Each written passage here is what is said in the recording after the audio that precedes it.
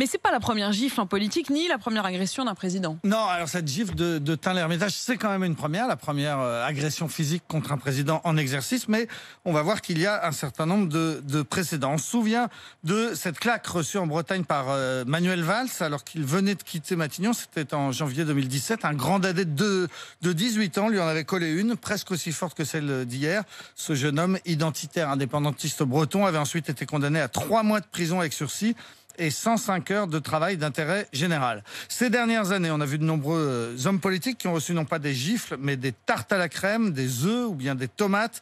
Il y a eu François Fillon, Jean-Pierre Chevènement, Ségolène Royal qui ont eu le droit à des tartes. François Hollande a de la farine. Emmanuel Macron, lorsqu'il n'était pas encore président, 2 fois a reçu des œufs. Lionel Jospin a eu du ketchup.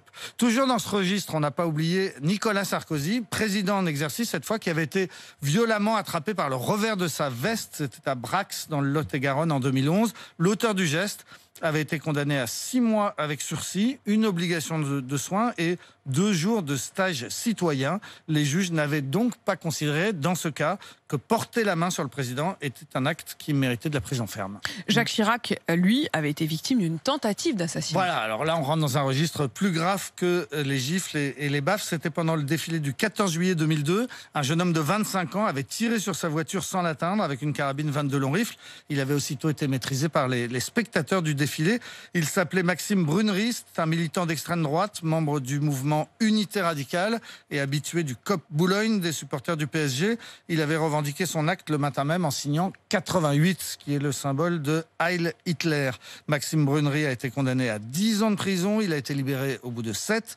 Il a ensuite regretté son acte, mais il a aussi été recondamné pour violence conjugale. Auparavant, le général de Gaulle avait été victime de plusieurs attentats. Voilà, et là, effectivement, c'était une autre époque. Il y a eu au moins 2 tentatives d'attentats et plusieurs autres déjoués. Les hommes de l'OAS, partisans de l'Algérie française, étaient déterminés à assassiner le président de la République. Ils ont une fois acheté une maison sur la route de Colombey-les-Deux-Églises pour tirer depuis cette maison, mais ils s'étaient fait prendre avant.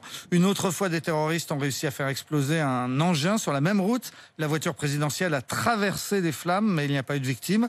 Et à ce moment-là, à partir de ce moment-là, surtout lorsque le général de Gaulle se déplaçait en province, il y avait plus de 6000 hommes pour le protéger, des militaires, policiers et gendarmes. Malgré tout, le 22 août 1962, un commando de 12 hommes a réussi à ouvrir le feu sur le convoi présidentiel au Petit Clamart, en région parisienne.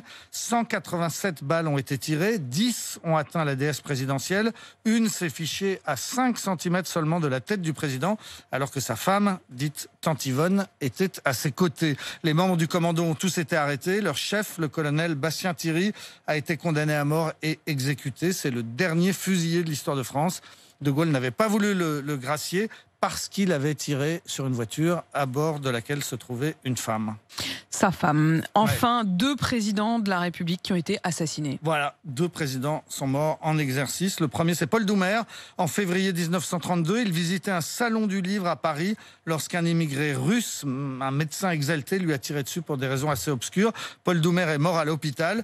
On peut juste raconter que c'était le seul président de l'histoire de France issu de la classe ouvrière. Il avait commencé à travailler à 12 ans avant de faire des études en cours du soir et de devenir prof de maths. Il avait 8 enfants, dont 4 fils qui sont morts pendant la Première Guerre mondiale.